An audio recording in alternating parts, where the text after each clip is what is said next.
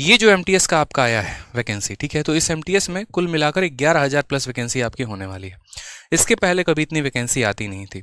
मैं शुरू से आपको कहता हूं कि देखिए 2019 में चुनाव हुआ और उसके बाद 2024 में चुनाव है, ठीक है। तो चुनाव के पहले गवर्नमेंट का जो है एक तरीके से कोशिश ये है कि हम ज़्यादा से ज़्यादा रोजगार दे पाएँ, ताकि एक तरीके से वो अपना ये लूपहोल को करेक्ट कर पाएँ। उनके ऊपर जो ये आरोप हमेशा लगता चला आ रहा था कि मोदी गवर्नमेंट ने वादा तो किया था कि हम 2 करोड़ रोजगार देंगे हर साल में, लेकिन वो पूरा नहीं कर पाए। तो उनकी कोशिश यहाँ पर यह है कि ज़्यादा से ज़्यादा वो भर्ती निकाल सकें। और अभी जो सबसे बड़ी कमीशन है यहाँ पर यूपीएससी के बाद वो एसएससी और रेलवे है, तो इनमें ज़्यादा से ज़्यादा भर्ती निकालो, उनकी ज्वाइनिंग भी बहुत जल्दी करवाएं। इसीलिए आपने देखा होगा अभी रेलवे में जो एनटीपीसी की भी ज्वाइनिंग हुई है वो बहुत जल्द हुई है, और एसएससी में भी जो हमारे हैं बाकी सभी के ज्वाइनिंग्स बहुत फास्ट हो रहे हैं, ठीक है। तो यहाँ बात करते हैं, तो इसमें हमारा 11,000 प्लस वैकेंसी है। फॉर्म जो है आपका 18 जनवरी से स्टार्ट हो गया और 17 फरवरी तक आपका फॉर्म भरा जाना है, ठीक है। फॉर्म के बारे में थोड़ा बहुत और देख लीजिएगा, यहाँ पर नीचे पूरा ब्यौरा दिया गया है, कोई भी गलती आपको फॉर्म भरते वक्त नहीं करनी है, ठीक है। अब इस फॉर्म को कौन भर सकता है? एक मैंने ये भी सुना कि पीएचडी वाले फॉर्म को भर सकते हैं, तो भाई पीएचडी वाले फॉर्म नहीं भर सकते हैं, इस बात को समझिए। ये फॉर्म जो है जो 10वीं बच्चा पास कर चुका है, जो 12th पास कर चुका है, जो ग्रेजुएट है, ज़्यादा से ज़्यादा एमएससी होगा वो कर पाएगा। कारण पीएचडी वाले क्यों नहीं भर पाएंगे? क्योंकि भैया उम्र उनकी नहीं होती है। यहाँ पर जो है 18 से 25 साल वाले ही इस फॉर्म को भर सकते हैं, और मुझे नहीं लगता कि भारत में कोई 25 साल में पीएचडी कर लेगा, ठीक है। तो जो यहाँ फॉर्म भरा जा सकता है वो मात्र एमएससी वाले स्टूडेंट तक ही भर सकते हैं, और एमएससी भी बहुत रेयर, इतना वो एमटीएस भरने आएंगे नहीं, ठीक है। तो जो कंपटीशन है वो आपका, जो भी बच्चा सीएचएसएल का पेपर देता है और सीजीएल का पेपर देता है, लगभग यूँ समझ लीजिए उसका 70-80% बच्चा जो है एमटीएस का पेपर देता ही देता है। पिछले कुछ समय में एमटीएस का जो लेवल था वो काफ़ी अच्छा लेवल पूछा जा रहा था, अगर हम मैथ्स में देखें तो, क्योंकि जब हम लोग क्वेश्चन सेट करते हैं तो हम देखते हैं मेंस लेवल में उतने तगड़े सवाल नहीं रहते जितने कभी कभी एमटीएस में क्वेश्चंस पूछ लिए जाते हैं।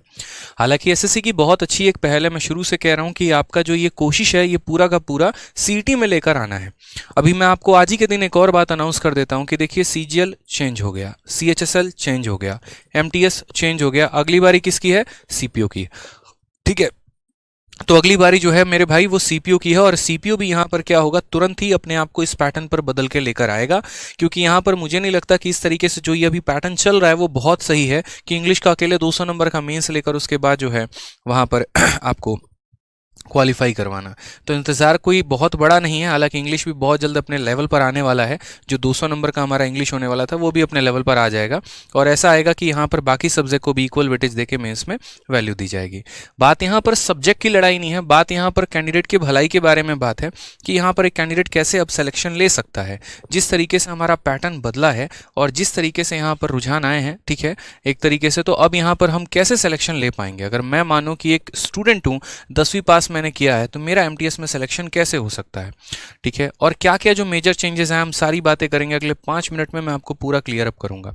तो एमटीएस के बारे में जो सबसे पहला चेंज आया, पहले क्या होता था कि जिस तरीके से सीजीएल और सीएचएसएल का आपका पेपर होता था, प्री का पेपर होता था, चारों सब्जेक्ट आपके पूछे जाते थे, अभी भी उसी तरीके से चारों सब्जेक्ट का पेपर होगा। लेकिन पहले जो है वो आपके टोटल नंबर उनमें काउंट होते थे, अब उनमें जो है थोड़ा बहुत चेंज आया है। और चेंज के बारे में अगर हम बात करते हैं यहाँ पर, ठीक है, तो चेंज वाला पेज कहाँ है, कितना नंबर पे है?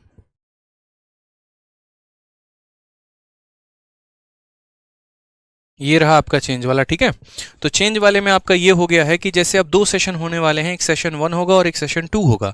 सेशन 1 में अगर हम बात करते हैं तो हमारा मैथ्स और रीजनिंग का पेपर होगा, जिसमें 20-20 सवाल पूछे जाएंगे, और हर सवाल का जो नंबर रहेगा वो 3 नंबर का पेपर रहेगा। 45 मिनट का ये पेपर होगा। अगर आपको पता होगा तो सीएचएसएल और सीजीएल में ये पैटर्न ऐसा है कि इनके 30-30 सवाल पूछे जाने हैं 1 घंटे के अंदर में, ठीक है। अब यहाँ पर बात करते हैं सीजीएल के मेंस में और आपके सीएचएसएल में। अब यहाँ पर बात करेंगे तो जैसे जनरल अवेयरनेस हो गया और इंग्लिश लैंग्वेज हो गया, इनके 25-25 क्वेश्चन पूछे जाएंगे। वहीं सीजीएल मेंस में इसके 45 और इसके 25 क्वेश्चन है, ठीक है। और ये हमारा टाइमिंग कितने का रहने वाला है? तो 45 मिनट का ये हमारा टाइमिंग रहने वाला है। जो पेपर 1 है वो क्वालिफाइंग है, यानी इनके नंबर नहीं जुड़ेंगे और साथ में इनमें नेगेटिव मार्किंग भी नहीं होगी। तो यानी पूरे के पूरे आप यहाँ 40 सवाल अटेम्प्ट करके आ सकते हैं बिना किसी डर के, बिना किसी हिचक के, ठीक है। और बात करते हैं जनरल अवेयरनेस और कॉम्प्रीहेंशन के बारे में, इंग्लिश के बारे में, तो भाई अब इन्हीं के आधार पर मेरे डिसाइड होने वाली है। ऐसा क्यों किया गया है, इसका कारण एक और भी है। असल में क्या होता है कि मैथ और रीजनिंग जो होता है वो हाईली स्कोरिंग सब्जेक्ट होता है। लगभग हर बच्चे का उसमें स्कोर जो आता है वो बराबर से आता है, थोड़ा बहुत ज़्यादा रहता है, इनमें कोई बहुत बड़ा डिफरेंस नहीं आता है। पहले भी जो कट ऑफ डिसाइड होती थी लगभग यूँ समझ लीजिए कि इन दो पेपर के आधार पर होता था, जिसमें जीएस सबसे बड़ा किंग मेकर होता था। मैं शुरू से कहते आया हूँ कि जीएस किंग मेकर था, जीएस किंग मेकर है और जीएस किंग मेकर रहेगा, इसको कोई नहीं बदल सकता है। और अभी भी जो वैल्यू है इनकी इन दो सब्जेक्ट में आ गया है कि यहाँ पर इन दो सब्जेक्ट के आधार पर कट ऑफ डिसाइड होगा। हालांकि इंग्लिश में एक और जो है वो नुकसान हुआ, वो ये हुआ कि आपका डिस्क्रिप्टिव को हटा दिया गया कंप्लीट तरीके से, जो वैल्यू दी जा रही थी डिस्क्रिप्टिव को वो खत्म कर दी गई है। ठीक है, और ये एक बहुत अच्छी पहल है, क्योंकि पहले क्या होता था कि आपके डिस्क्रिप्टिव के आने के पहले इंटरव्यू होता था। इंटरव्यू में भी यही पक्षपात थोड़ा सा रहता था। यहाँ पर कोई कैंडिडेट पढ़ने में बहुत अच्छा है लेकिन वो इंटरव्यू में परफॉर्म सही तरीके से नहीं कर पा रहा है, तो उसका पूरा करियर खत्म हो जाता था वहीं पे। और मुझे नहीं लगता कि ग्रुप बी और ग्रुप सी जैसे पोस्ट में इंटरव्यू की आवश्यकता है। तो मोदी गवर्नमेंट के आने के बाद ये एक बहुत अच्छा पहल हुआ कि उन्होंने इंटरव्यू को ग्रुप बी और ग्रुप सी पोस्ट से खत्म कर दिया। उसके बाद डिस्क्रिप्टिव आया। डिस्क्रिप्टिव में भी कुछ ऐसा था कि एग्जामिनर के मूड के ऊपर डिपेंड था। अगर पत्नी से लड़ाई नहीं हुई तो आपके अच्छे नंबर आएंगे, लेकिन अगर बीवी बच्चों से लड़ाई होकर आया भाई तो सारी खुन्नस आपके पेपर पे ही निकालेगा, चाहे आपने कितना भी अच्छा क्यों नहीं लिखा है। तो वो खत्म करने का एक बहुत अच्छा पहल था एसएससी का और बहुत अच्छा किया उन्होंने उसे खत्म करके। अब ये आपके दो सब्जेक्ट रह गए हैं जिसके आधार पर ये जो होगा आपका मेरिट डिसाइड होगा। इसमें एक और बात को ध्यान देना है, तो मतलब यहाँ पर ये फालतू के सब्जेक्ट दिए गए हैं क्या? अगर इन्हीं दो पर आधारित होगा मेरिट, तो नहीं है, ये क्वालिफाइंग है। अगर आप इसे क्वालिफाई नहीं करेंगे तो आप तो पहले ही छट गए भाई। ठीक है, तो इसे क्वालिफाई करना बहुत जरूरी है। ठीक है, और ये सिर्फ और सिर्फ एमटीएस के लिए है, लेकिन क्वालिफाइंग सीएचएसएल और सीजीएल के लिए नहीं है, टेंशन मत लो।